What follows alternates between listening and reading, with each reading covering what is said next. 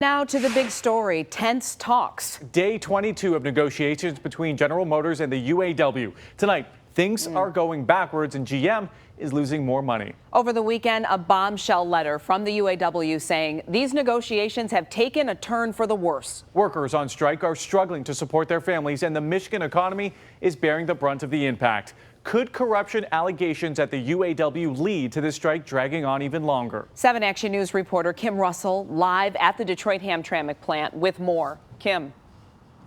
Yes, I've been speaking to people who are out here demonstrating in front of the Detroit-Hamtramck assembly plant, and they say that they are not striking for a contract. They are striking for the very future of their lives and this plant. And they are committed to keeping on the strike line, even as some raise questions about the motives at play in these negotiations. When you look at just the numbers, you might wonder why the UAW chose to strike against General Motors 22 days ago. They are the highest paid workers in the automotive industry. Industry analyst John McElroy says General Motors has the highest average labor costs in the industry. But the UAW wanted to hold General Motors accountable for its plan to close 5 plants, including the Warren Transmission and Detroit-Hamtramck assembly plants. Tell me what you're experiencing. Hardship, honestly. I'm a single mom of 2. This is my niece, Jaden. But this single mom is a temporary employee here at Detroit-Hamtramck Assembly.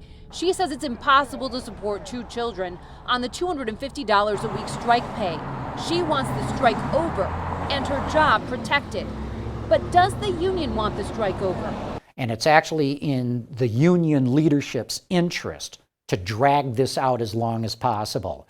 Because once all these contracts are signed, sealed, and delivered, all eyes are back on union leadership and these corruption charges. A UAW regional director from Missouri was put on leave on Friday as he's under investigation for numerous crimes, including embezzlement of union dollars. In the meantime, high-ranking current and former leaders, including President Gary Jones, are under scrutiny. The union denies any effort to drag out negotiations. In a statement, it tells 7 Action News it's working in the interest of the 97% of membership that voted for the strike. Workers have heard the news break about corruption investigations into UAW leadership and say they stand in solidarity. We'll go as long as we have to go. If it goes on for 3 months, 4 months, we'll be right here on the line. Are you prepared for a long strike if this keeps going on?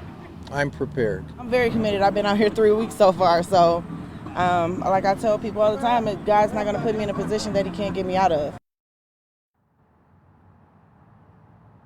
Economists say the impact is significant. We could be seeing a recession here in Michigan, and across the country there could be layoffs at suppliers.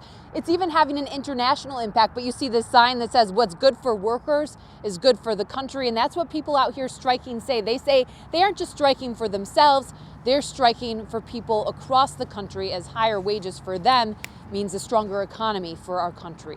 Reporting live in Hamtramck, Kim Russell, 7 Action News. And trying to take care of their families. Kim, thank you.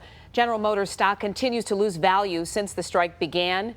Shares were off 16 cents today, closing at $34.75. Shares were near $40 before the strike started last month. Stay with 7 Action News on air and online for continuing coverage of the United Auto Workers strike against General Motors and its impact here in Metro Detroit. We have the latest.